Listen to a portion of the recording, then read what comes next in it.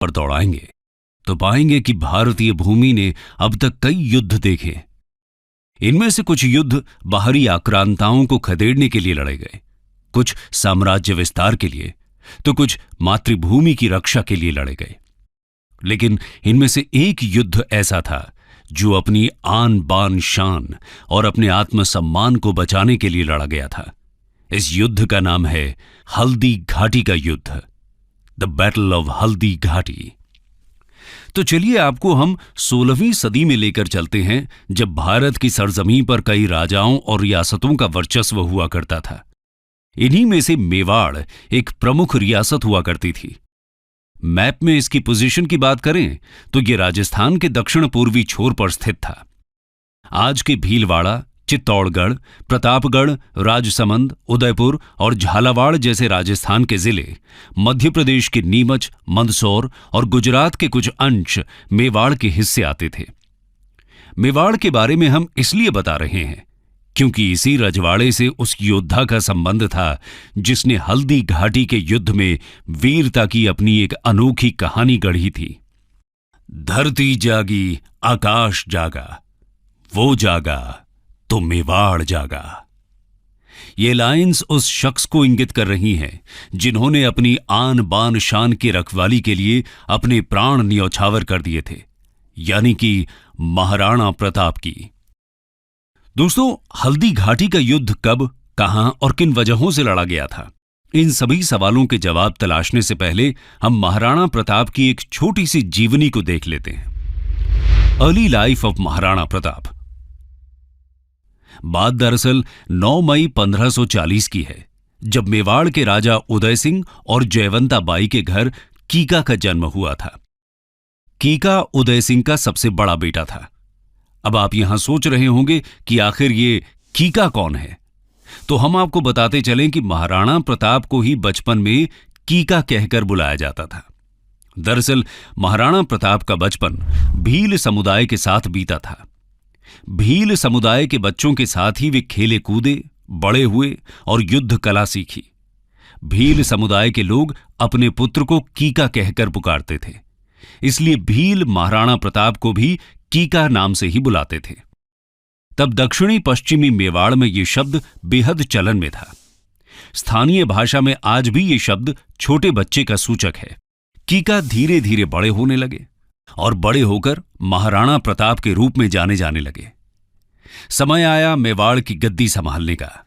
राजा उदय सिंह ने अपनी प्रिय रानी धीर बाई के बेटे कुंवर जगमाल को अपना उत्तराधिकारी बनाया, लेकिन कई लोगों की असहमति के बाद प्रताप को गद्दी सौंपी गई।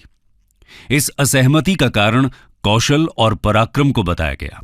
महाराणा प्रताप के कौशल को देखते हुए अधिकतर लोग जगमाल के बरबक्स उन्हें गद्दी के ज्यादा योग्य समझते थे। लिहाजा 28 फरवरी 1572 का वो दिन था जब 32 साल की आयु में महाराणा प्रताप का राज्याभिषेक हुआ। दोस्तों, ये वो दौर था जब भारत में मुगलिया प्रभाव बढ़ रहा था। तब सम्राट अकबर के हाथों में मुगल सल्तनत की बागडोर थी। अकबर ने तब तक देश के कई हिस्सों को अपने कब्जे में ले लिया था और जिन रियासतों और इलाकों को वो कब्जा नहीं पाए, उन्हें पाने के लिए उन्होंने एड़ी चोटी का जोर लगा दिया था। ऐसे में अब हमें मेवाड़ की तरफ बढ़ते मुगलिया कदमों के कारण और उसके प्रभाव को भी देख लेना चाहिए। तो आइए दोस्तों, बढ़ते हैं अगले पहलू की तरफ। मेवाड़ वर्सेस मुगल्स। मेवाड़ ही एक ऐसी रियासत थी जिसको अकबर अपने अधीन नहीं कर पाए थे। गौरतलब है कि चित्तौड़, बदनौर, शाहपुरा और रायला आदि जैसे मेवाड़ से सटे इलाके मुगलिया हाथों में जाने लगे थे। मेवाड़ को भी अपने कब्जे में लेने की अकबर की लालसा दिनों दिन बढ़ती ही जा रही थी। अब यहां मन में यह सवाल कौंधता है कि आखिर मेवाड़ में ऐसी क्या खासियत थी जिसकी वजह से अकबर किसी भी हाल में मेवाड़ को अपने हिस्से में शामिल करना चाहते थे। इसकी 2 प्रमुख वजहें रहीं। पहली, अकबर की साम्राज्यवादी नीति। इसके तहत अकबर अपने साम्राज्य और सेना को मजबूत करने के लिए राजपूत राज्यों को मुगल नियंत्रण में लाना चाहते थे। इसके लिए अकबर ने कई हथकंडे अपनाए। कुछ राज्यों को संधि के जरिए अपने साम्राज्य में मिलाया, कुछ ने खुद ही अकबर की संप्रभुता स्वीकारी, तो कुछ राज्यों के साथ अकबर ने वैवाहिक संबंध बनाए। दूसरी वजह है अकबर के लिए मेवाड़ की रणनीतिक महत्ता। दरअसल दिल्ली और आगरा से गुजरात के बंदरगाहों तक और मालवा से दक्कन तक के लिए ट्रेड, कॉमर्स और मिलिट्री कैंपेन रूट्स मेवाड़ के रास्ते ही होकर गुजरते थे। ऐसे में अकबर का पूरा जोर था कि वो मेवाड़ को अपने हिस्से में ले आए ताकि व्यापार आदि में किसी भी तरह की रुकावट ना आए। अकबर युद्ध के जरिए मेवाड़ को अपना नहीं बनाना चाहते थे। वो चाहते थे कि शांति से, बिना किसी जोर जबरदस्ती के मेवाड़ उनकी संप्रभुता स्वीकार ले। इसके लिए अकबर ने कई दफा महाराणा प्रताप के पास संधि प्रस्ताव भेजे ताकि महाराणा प्रताप स्वेच्छा से अपनी अधीनता स्वीकार कर लें। 1572 से लेकर 1576 के बीच जलाल खां, मानसिंह, भगवान दास और टोडरमल के नेतृत्व में उन्होंने 4 शिष्टमंडल महाराणा प्रताप के पास भेजे। इन शिष्टमंडलों को भेजने के पीछे का अकबर का मकसद समझौतों की आड़ में मेवाड़ को मुगल सल्तनत के अधीन लाना था। लेकिन महाराणा प्रताप को यह सब कहां मंजूर था। वो अपनी आन बान शान यानी मेवाड़ को किसी भी कीमत पर खोना नहीं चाहते थे। फिर क्या था, वे अकबर के हर एक प्रयास पर पानी फेरते रहे। अकबर के साथ किसी भी संधि में रुचि नहीं दिखाई। लेकिन सीमावर्ती इलाकों के मुगल साम्राज्य में शामिल होने से मेवाड़ की आर्थिक और राजनीतिक स्थिति धीरे धीरे चरमराने लगी थी। महाराणा प्रताप से जुड़े कई लोग अकबर से जा मिले। सत्ता छिन जाने के विरोध में महाराणा प्रताप के भाई जगमाल भी अकबर के खेमे में चले गए। इन सब का फायदा उठाते हुए अकबर ने प्रताप के सामने 2 विकल्प छोड़े। पहला तो ये कि वो अकबर की अधीनता को स्वीकार कर लें और अपना जीवन खुशी खुशी बिताएं। दूसरा ये कि अपना स्वतंत्र अस्तित्व चुनें। दूसरे विकल्प को चुनने में कठिनाइयां अपार थीं, लेकिन महाराणा प्रताप को किसी की अधीनता किसी भी कीमत पर स्वीकार नहीं थी। लिहाजा उन्होंने दूसरे विकल्प संघर्ष को चुना और इन सब का परिणाम था हल्दी घाटी की लड़ाई। लिहाजा ऐसे में हमें यह देखना होगा कि आखिर ये युद्ध किस प्रकार लड़ा गया, मुगल और प्रताप की सेना की क्या कुछ स्थिति थी आदि आदि।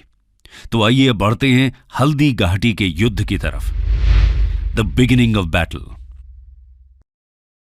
गौरतलब है कि अकबर के तमाम प्रयासों के बावजूद प्रताप ने अकबर की अधीनता को नहीं स्वीकारा। लिहाजा अकबर ने मेवाड़ पर आक्रमण के आदेश दे दिए थे। राजस्थान के राजसमंद जिले में एक कस्बाई गांव है खमनोर।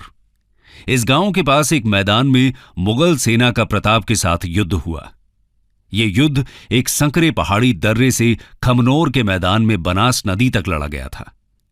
खमनोर से बलीचा गांव तक 6 किलोमीटर में फैला यह रण क्षेत्र हल्दी घाटी के नाम से जाना पहचाना गया।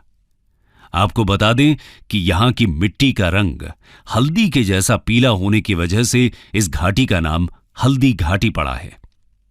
दोस्तों, अब यहां सवाल है कि आखिर इस युद्ध में कौन कौन शामिल हुए थे। तो आइए इसके बारे में भी आपको थोड़ी जानकारी दे देते हैं। महाराणा प्रताप ने अपने घुड़सवार सैनिकों और भील समुदाय के धनुर्धरों को युद्ध के मैदान में उतारा था। इसमें प्रताप के हरावल का नेतृत्व अफगान के हकीम खां सूरी ने संभाला था। अब आप लोग यहां सोच रहे होंगे कि आखिर ये हरावल क्या होता है। तो आपको बताते चलें कि सेना के सबसे आगे वाले दस्ते अथवा टुकड़ी को हरावल कहा जाता है। वहीं मानसिंह कछवाहा मुगल सेना के हरावल का नेतृत्व कर रहे थे। महाराणा प्रताप की सेना में भील नेता राणा पूंजा भील के अलावा भामाशाह और उनके भाई ताराचंद, ग्वालियर के राजा रामशाह तोमर और उनके बेटे रामदास बदनौर, भीम सिंह डोडिया, झालामान सिंह, झाला बीदा, बच्छावत और जयमल मेहता आदि जैसे योद्धा शामिल थे। वहीं जगन्नाथ कछवाहा, माधो सिंह कछवाहा, सैयद हाशिम, राणा प्रताप के भाई जगमाल, शक्ति सिंह और सगर, बहलोल खान आदि मुगल सेना में शामिल थे। बदायूनी इस युद्ध में मुगल सेना की तरफ से लड़ रहे थे। आगे जाकर मुंतखब उत तवारीख में बदायूनी ने हल्दी घाटी के युद्ध का वर्णन किया था। इस युद्ध में हाथियों और घोड़ों को भी उतारा गया था। महाराणा प्रताप के प्रतापी घोड़े का नाम था चेतक। यह वही घोड़ा था जिसने अपने मालिक को बचाने के लिए खुद के प्राण न्यौछावर कर दिए थे।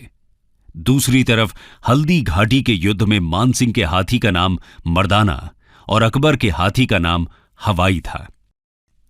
गजमुक्ता, गजराज और रनमदार कुछ अन्य हाथी थे। ये तो रही दोनों सेनाओं की बात। अब बढ़ते हैं युद्ध वाले दिन की तरफ। आखिरकार वो दिन भी आ गया जब दोनों सेनाएं आमने सामने आईं। 18 जून 1576 की सुबह युद्ध का बिगुल बजा था। महाराणा प्रताप के पहले ही वार में काफी जोर था। कई मुगल सैनिक भाग खड़े हुए। स्वयं बदायूंनी भी मौका देखकर फरार हो गए। स्थिति को देखते हुए मुगलों की आरक्षित फौज के प्रभारी मेहत्तर खां ने यह अफवाह फैला दी कि बादशाह अकबर स्वयं शाही सेना लेकर युद्ध में आ रहे हैं। फिर क्या था, अकबर के सहयोग की बात सुनकर मुगल सेना में थोड़ी हिम्मत बंधी। इसके बाद दोनों सेनाएं बनास नदी के किनारे रक्तताल के मैदान में भिड़ी। इस युद्ध का भी वही नतीजा निकला। मुगल सेना फिर से बिखर गई। मानसिंह ने जैसे तैसे अपनी सेना को इकट्ठा किया। फिर दोनों सेनाएं हाथी युद्ध में भिड़ी। इसे हाथी युद्ध इसीलिए कहा गया क्योंकि इसमें हाथियों के दस्ते को भी युद्ध में उतारा गया था। मुगल सेना की तरफ से तीरों और गोलों की बौछार होने लगी। प्रताप के खेमे में निराशा छाने लगी। तब महाराणा ने अपने 2 हाथियों लूना और रामप्रसाद को युद्ध में उतारा। प्रताप की सेना में खांडेराव और चक्रवात जैसे हाथी भी थे। मुगल सेना की तरफ से गजमुक्ता, गजराज और रनमदार जैसे हाथी उतारे गए। दोनों खेमे के हाथियों में खूनी संघर्ष हुआ। महाराणा प्रताप की सेना के हाथी कमतर साबित हुए। लूना और रामप्रसाद को मुगल सेना ने अपने कब्जे में ले लिया। मानसिंह को मारकर युद्ध में वापसी करने की महाराणा प्रताप की आखिरी कोशिश भी नाकाम रही। महाराणा प्रताप अपने साथियों रामशाह, ताराचंद, राणा पूंजा, हकीम सूर के साथ दुश्मन के खेमे को चीरते हुए मानसिंह के हाथी तक पहुंचे। मानसिंह अपने हाथी मर्दाना पर बैठे थे, जबकि प्रताप अपने घोड़े चेतक पर। चेतक ने मानसिंह के हाथी पर अपना पैर रखा और प्रताप ने अपने भाले से मानसिंह पर वार किया, पर यह वार सफल नहीं हुआ। मानसिंह बच निकले, लेकिन इन सब में चेतक का एक पैर जख्मी हो गया था। अब महाराणा की हार तय नजर आने लगी थी। युद्ध में प्रताप के जीवन को संकट में देखकर प्रताप की सेना के एक योद्धा झाला बीदा ने प्रताप का मुकुट धारण कर युद्ध किया। यह खास मुकुट था, इसमें राजसी छतरी लगी हुई थी। इस मुकुट से महाराणा आसानी से पहचान में आ जाते थे। झाला बीदा के इस मुकुट को पहनने से मुगल सैनिक महाराणा की बजाय उन्हें निशाना बनाने लगे।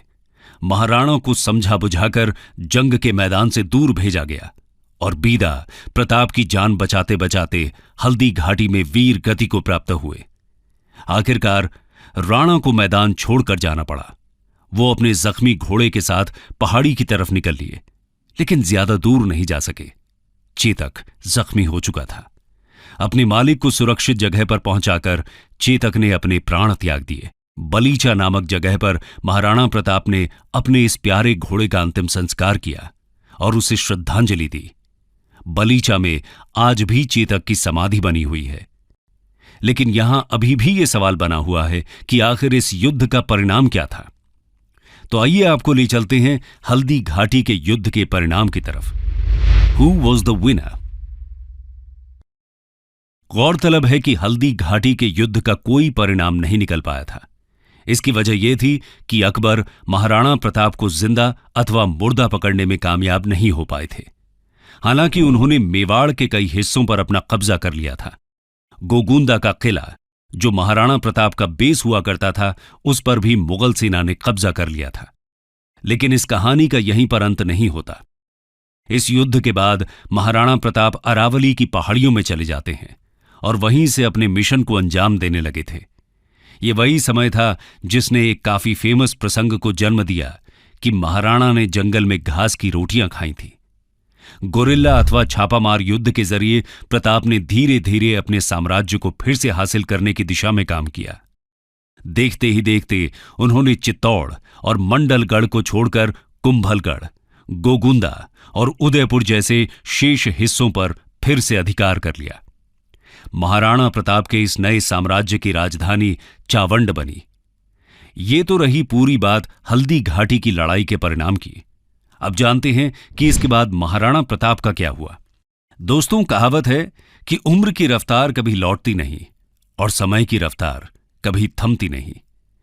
इसमें कोई दो राय नहीं कि इस रफ्तार ने महाराणा प्रताप के जीवन को भी अपनी गिरफ्त में ले लिया था। वो धीरे धीरे अपनी उम्र के अंतिम पड़ाव में पहुंच रहे थे। 19 फरवरी 1597 वो दिन था जब इस वीर योद्धा ने अपनी अंतिम सांसें ली।